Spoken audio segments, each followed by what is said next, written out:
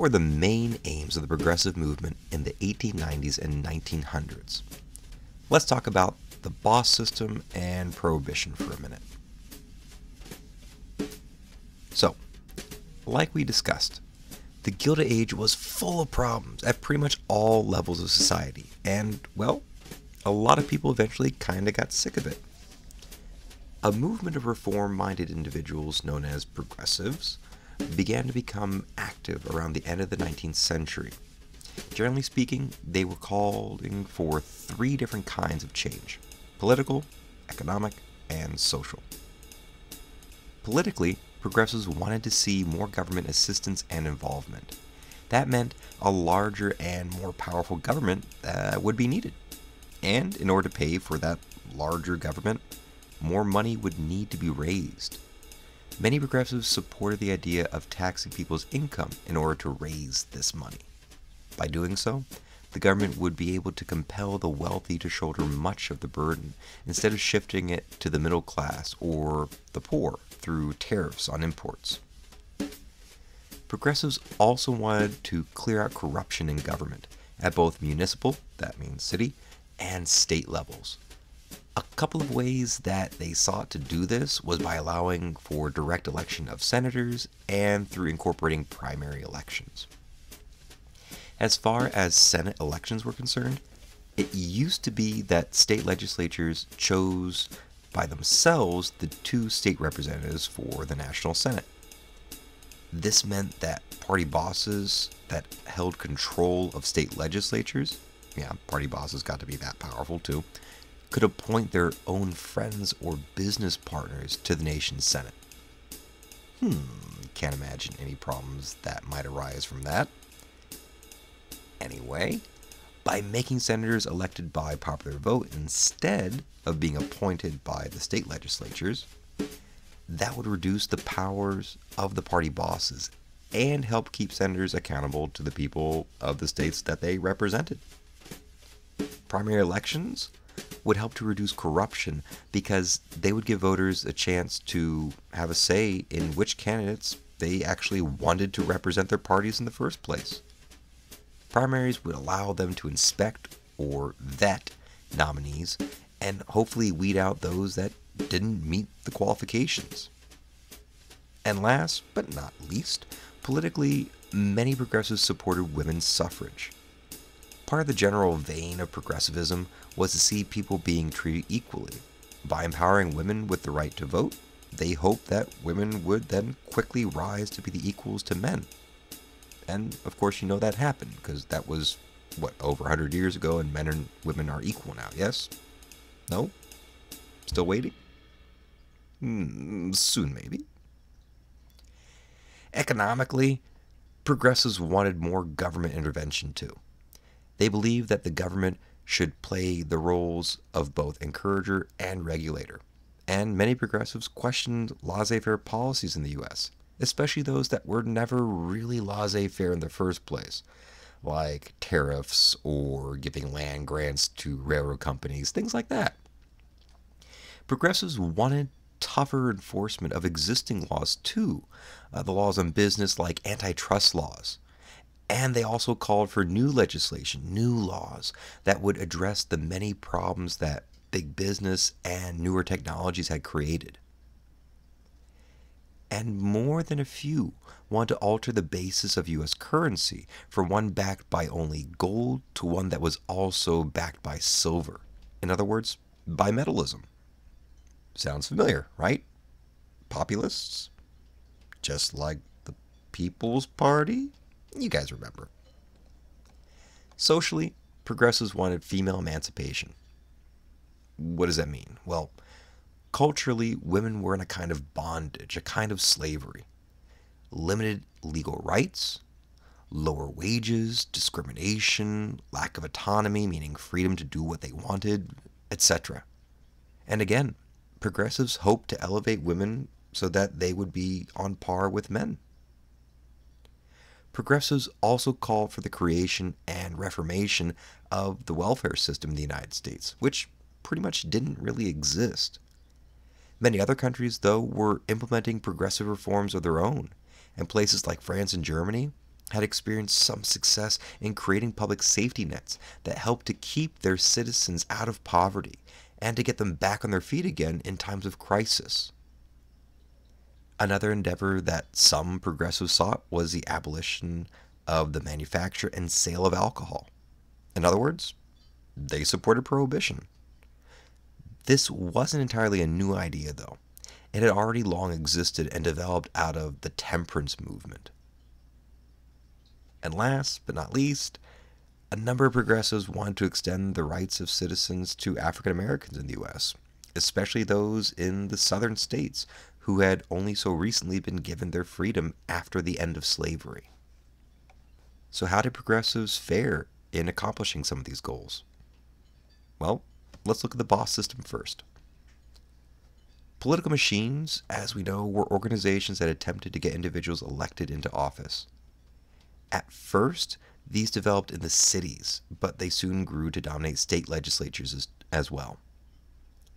Political machines relied heavily on supporters who helped to get out the drive to vote. Then, once in office, party bosses would repay supporters with some form of reward. While not all political machines or party bosses were necessarily corrupt, many did, however, engage in unscrupulous and shady behavior. Like, they appointed unqualified family members or friends to lofty, high-paying government positions. Or they sold business contracts to the highest bidders. Many also encouraged voters to vote early and to vote often, meaning multiple times in the same day. How would they do this? Well, they do things like take men with long beards and long hair, have them go vote, and then go to the barber and go back to vote again, and go to the barber and then go vote again, and again, and again. Get the picture? The most infamous political machine, as we discussed previously, was Tammany Hall in New York City. It operated for decades, and many of its members and bosses accepted both bribes and kickbacks.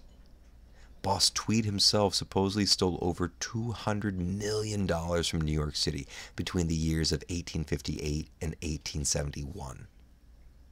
He'd do things like take a project that should have cost $100,000 and give it to a company that he was friends with or that he liked. He'd then build a city for $500,000 for that project. And then once it was completed, he'd split the extra money with the builder 50-50. $200,000 for them, $200,000 for him. Pretty sweet deal, huh? And that $200 million that he stole, that's in back then money. If we calculated that for today, we'd get, holy crap, that's like $3.6 billion today.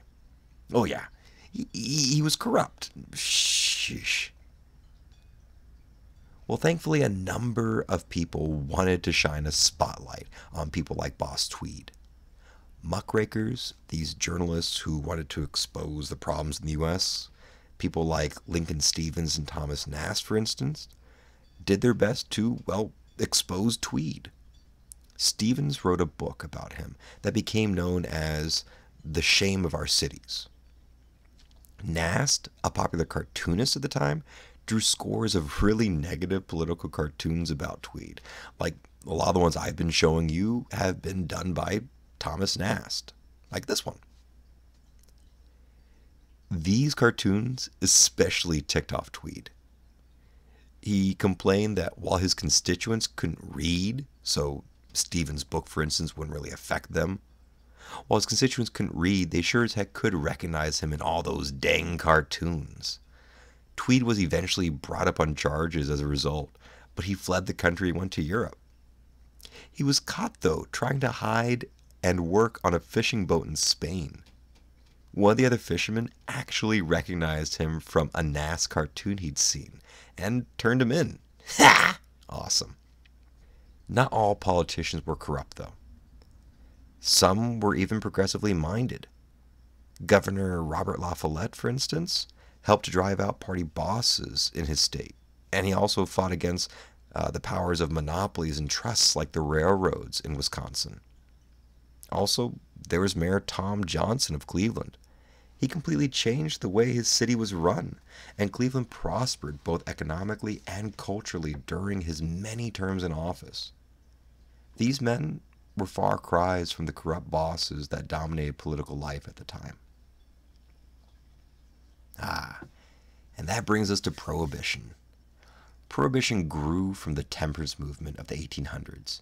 This movement had existed long before the end of the century, but it hadn't always advocated for complete prohibition. At first, it mainly just called for moderation in drinking.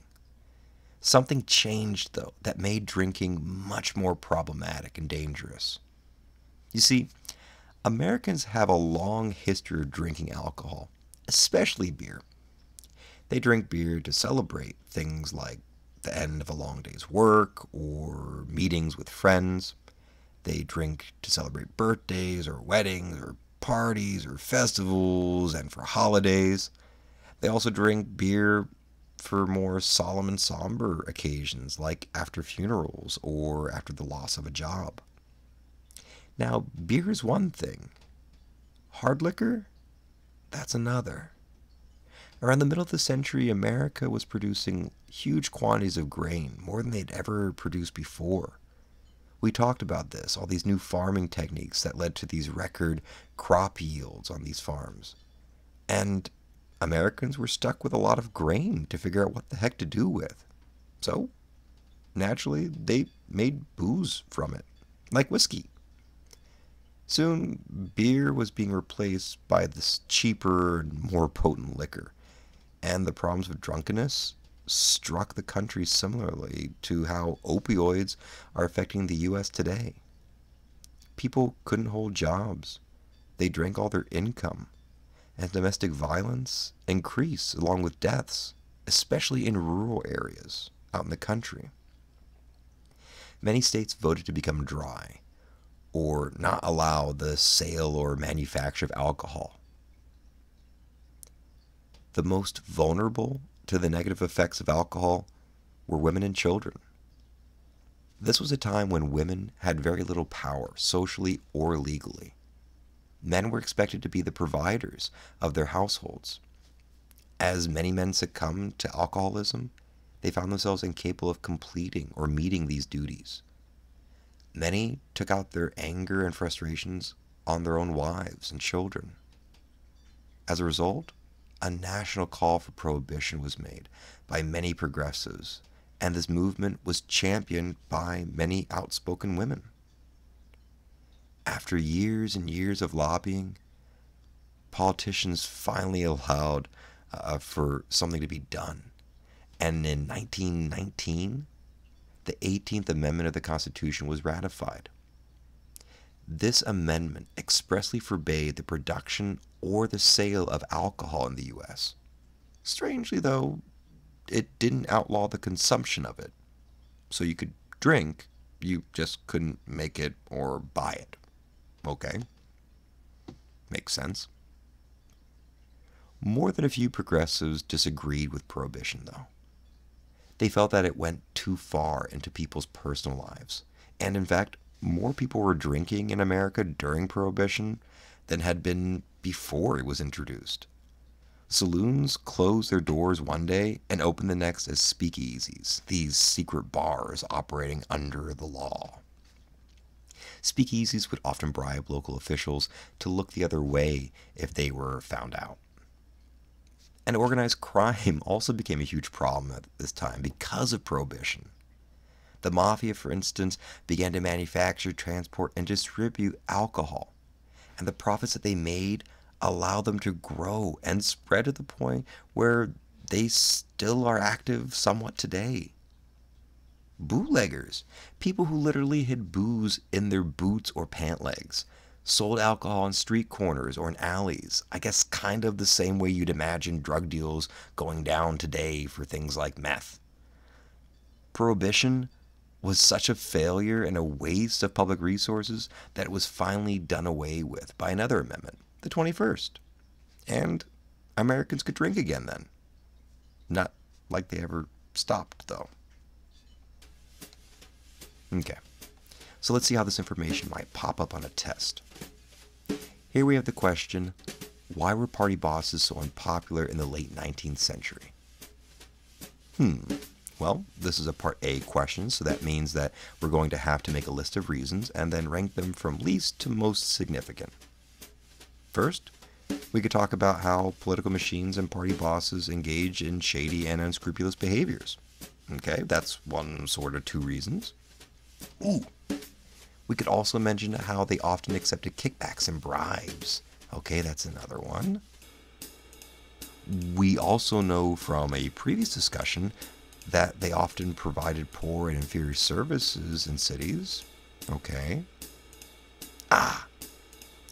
And they were also often influenced by business interests instead of those of the people that they represented. Okay, good. So now we have a number of reasons that go with the prompt. Can you think of any more? Now, what we need to do is put them in order. We need to arrange them from least to most important, however we feel that is. Then, when we write our essay, we'll need to be sure that we mention which thing we thought was the most important. It would probably also be a good idea to mention that at the beginning of the essay too. That way the grader is sure to see it right there from the start. So, what do you think was the biggest reason that party bosses became so unpopular?